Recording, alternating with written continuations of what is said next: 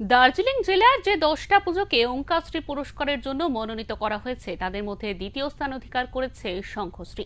এবছর তাদের পুজো মণ্ডপকে সাজিয়ে তোলা হয়েছে বাউলের উপর ভিত্তি করে। বাংলার গর্ব এই বাউল সঙ্গীতকে ভিত্তি করে এবারে তাদের মণ্ডপ সজ্জা। বাউলের জীবনযাপন এবং তাদের সাধারণ সাজ পোশাককে নিয়েই তারা এই বছর তাদের মণ্ডপ তৈরি করেছেন।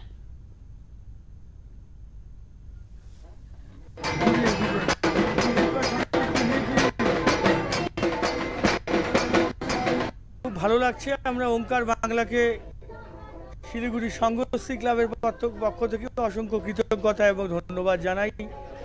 আমরা সংঘশ্রী ক্লাব প্রত্যেক বছরই চেষ্টা করে থাকি শিলিগুড়িবাসীকে বাস্তবটা কিছু তুলে ধরা, নতুনত্ব কিছু তুলে ধরা। এবারও তার ব্যতিক্রম হয়নি।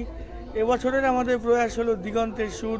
মূলত বাংলার লোক সংস্কৃতি এবং বাংলার যে একটা চিরন্তন নিজস্ব একটা ঘরানা রয়েছে বাউল, সেই বাউলটাই আমরা, বাউলের জীবনযাত্রা সেটাই আমরা তুলে ধরেছি আমাদের মণ্ডপে। এবং আমরা তুলে ধরেছি যে বাংলার যে একটা লোক সংস্কৃতি রয়েছে, যেটা হয়তো আমরা বর্তমানে হারিয়ে যেতে বসেছে, সেটাই আমরা তুলে ধরেছি যে ভবঘুরের দেশে হরেক রকম বাহার, একবেলা বা আটপেটা দিগন্তেশ্বরী আহার, এটাই আমরা তুলে ধরছি। আপনারা আমাদের মণ্ডপে আসলে আপনারা দেখতে পাচ্ছেন যে মণ্ডপের চারিদিকে একটা অন্য পরিবেশ।